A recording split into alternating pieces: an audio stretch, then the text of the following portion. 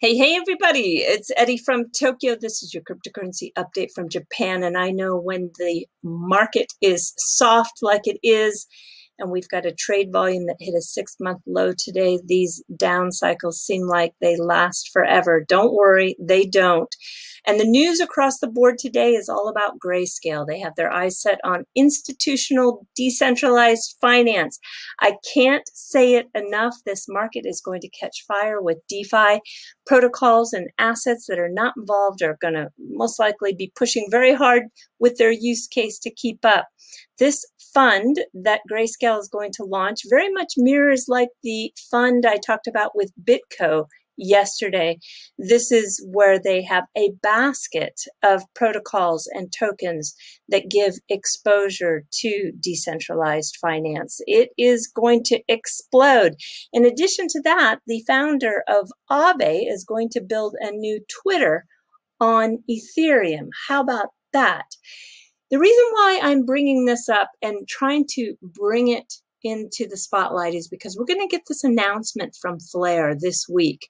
And I am just sure it's going to give the XRP community and the Litecoin community and the Doge community and the XLM community and all of the coming assets that are going to be brought into unleashing their communities on that platform a chance to really get involved big time with decentralized finance and NFTs and gaming and all the other projects that will come. I am truly looking forward to it. I can't wait to see what is going to be announced this week. So what I'm going to talk about, yeah, I know it's unfair that the SEC, well, it's more than unfair, but it is definitely quite wrong that the SEC has put a stick in the spokes of the Ripple wheel. But listen to what Brian Brooks is saying, and he is one that is really tapped in and has his finger on the pulse. I think he knows what's going on in terms of what the holdup is or what the solution will be. Just have a listen to what he says when he gets asked about XRP. Brian, speaking of Ripple, you worked at Coinbase, you worked in the government, albeit for under a year. So tell us, is XRP a security, yes or no? Well, these are complicated questions and matters of pending litigation, so who can say? But here's what I would tell you, though, which I think is the most important issue about XRP, and that is there is a difference, okay? There's a difference between the way in which an asset is distributed and the nature of the asset at a given moment in time. And I think the issue in Ripple that gets lost in all of the discussion is whatever happened in the original distribution of XRP tokens, 10 years ago, and whether that was or wasn't an unregistered securities offering, that's what the courts will decide. That's a different question from whether XRP today is a security. And the SEC itself has said that assets can change their nature over time as they achieve utility and as they achieve decentralization. So if I had to make a prediction, I'll just make a quick prediction, and that is that there is a settlement to be done here somewhere. And the settlement has to do with the distribution of the tokens so that existing token holders can continue to trade them and find value in them the way that they do. I like that insight. So while they are working out the details and possibly getting to a settlement, I want everyone to pay attention to what's happening with Ethereum. And the reason being is because this is what is going to be available as an opportunity for this exploding growth with Flare networks. And of course, we've got the Flare Finance, which is going to offer those DeFi products on the platform.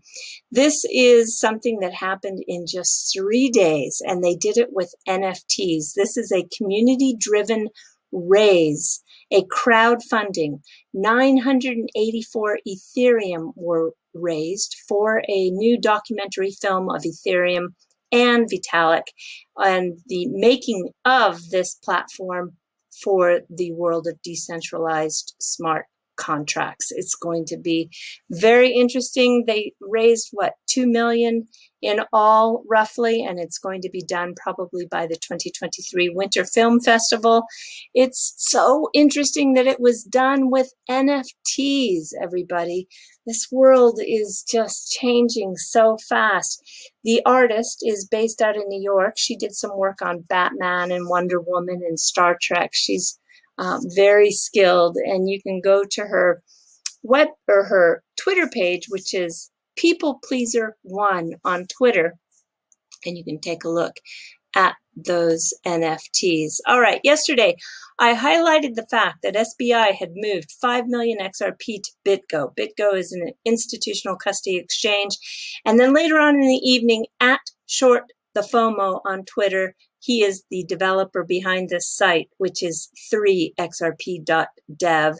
He told me that he tracked the XRP movement, and that 5 million XRP ended up here on the exchange called Rain. They are in Bahrain, and this is a site that is really interesting. They just reached their 1 billion in trading volume.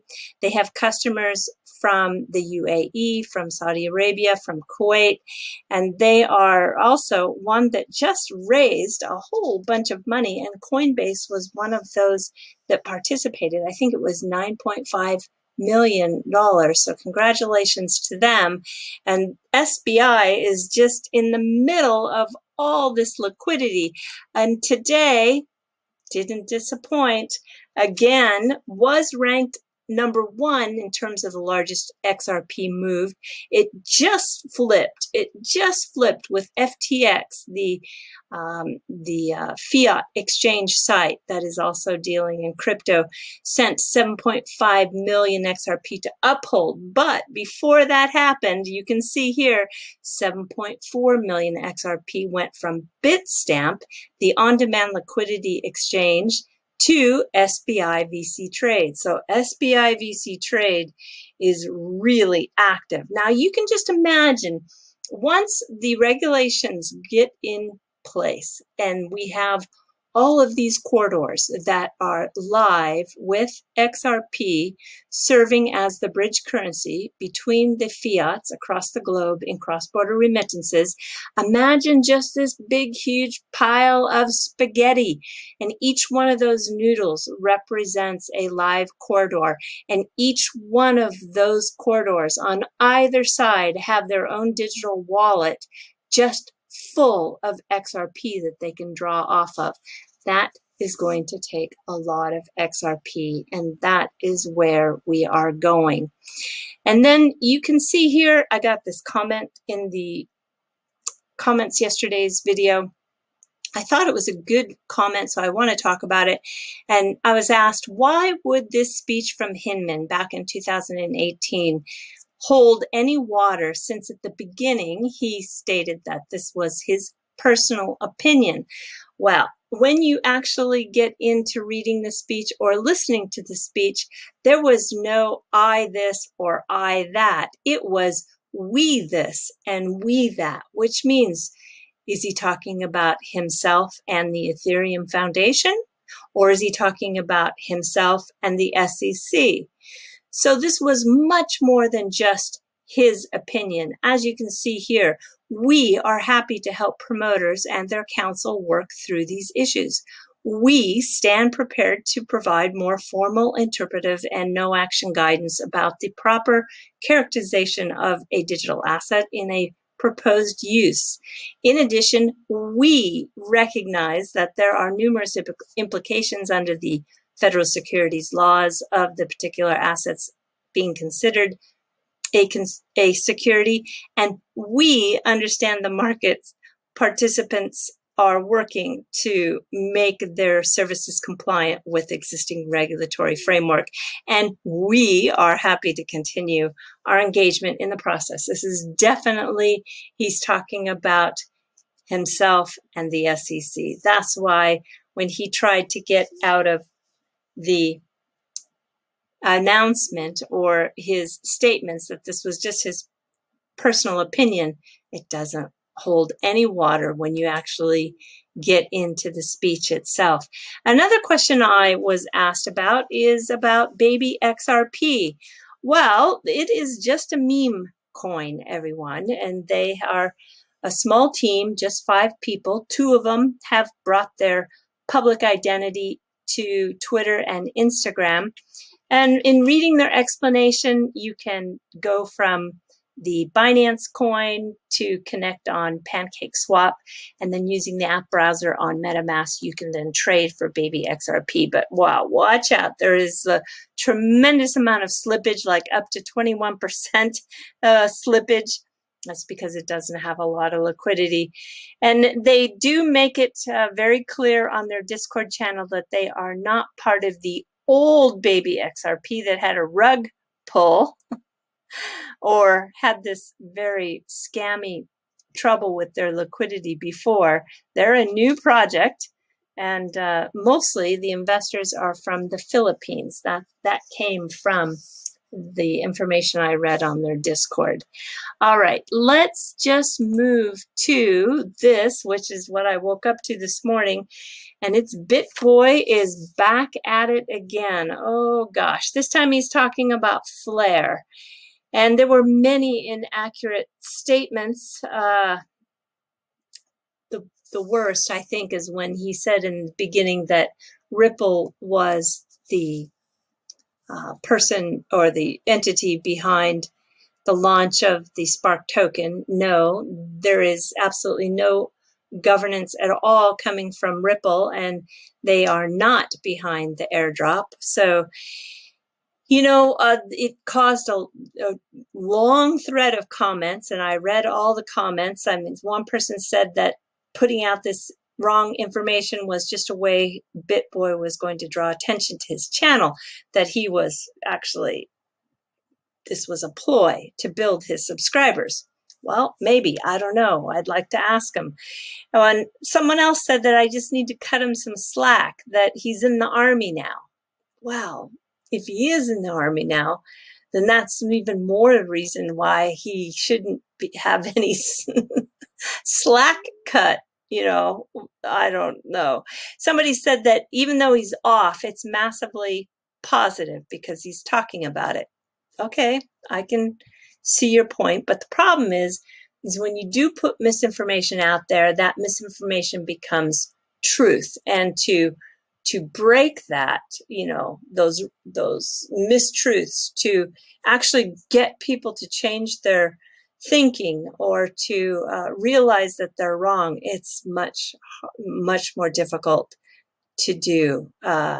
It's not a good road to go down. Trust me.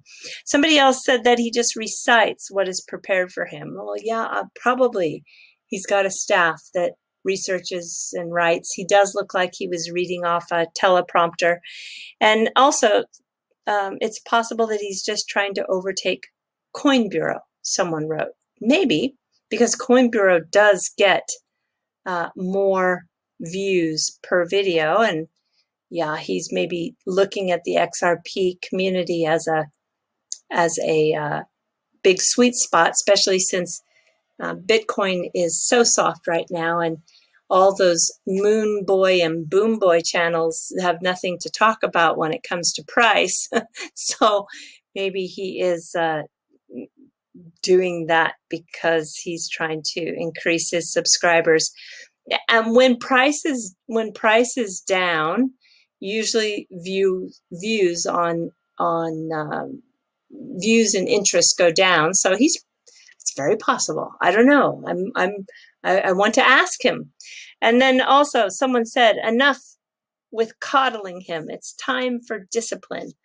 Well, the only problem with the discipline is that I'm walking a very thin line, because if I go strong or strict with facts, then I have people calling me out as a part of the cancel culture or the crypto police.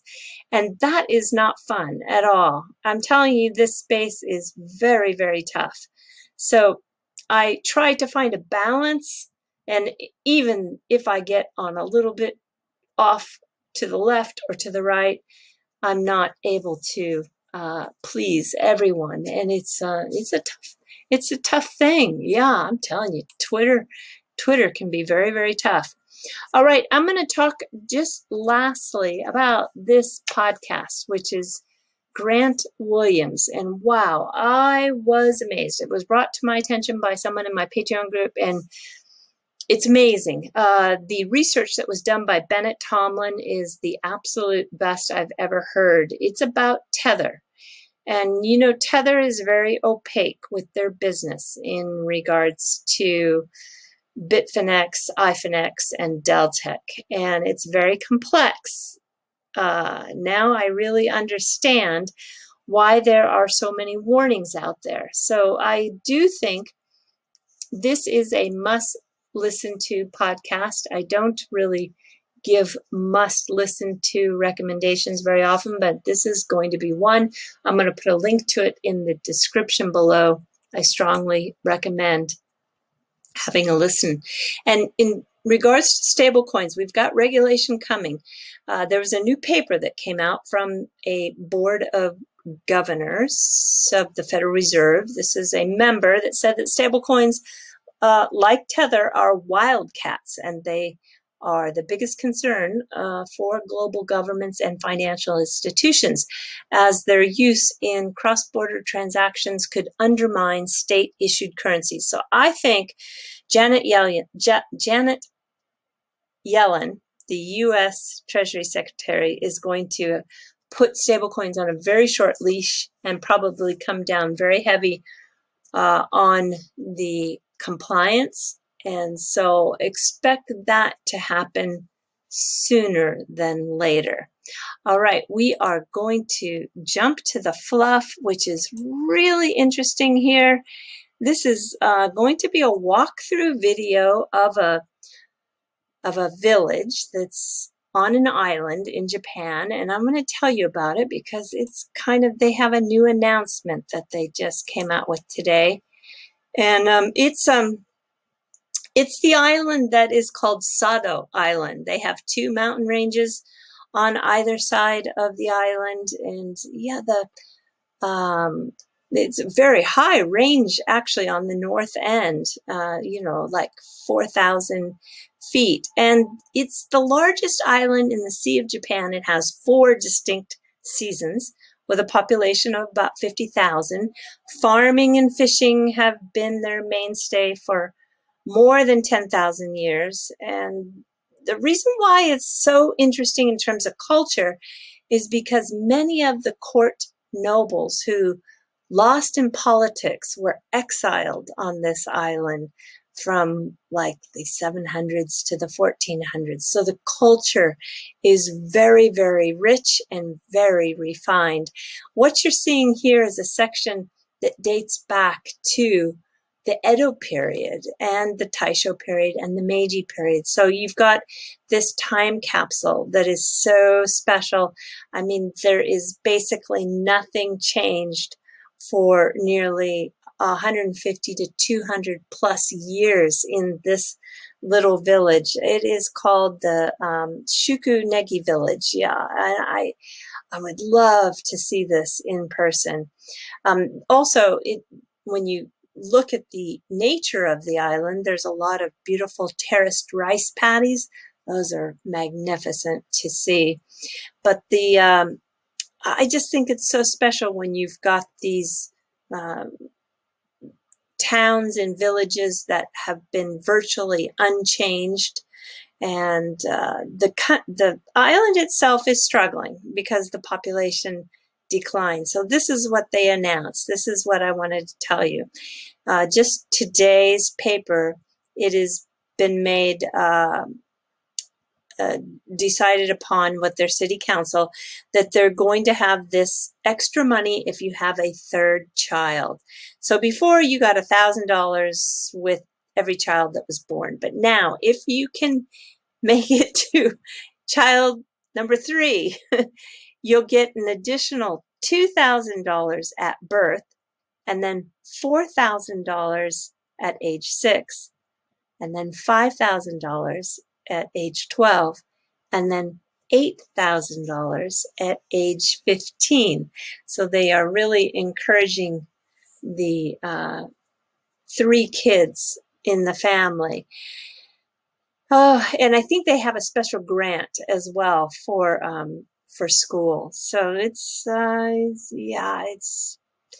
a tough thing for a lot of these rural areas and the Inaka, it's called countryside, because all the jobs are really in the major metropolitan areas of Osaka, down in Fukuoka and Tokyo. And so it's just the state of things right now.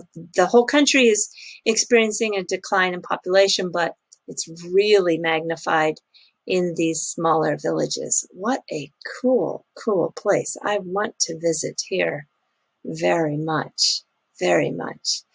And yeah, people are still, I mean, this is people are still living here. It does get snow, not a ton of snow like the Niigata gets, but they do get snow.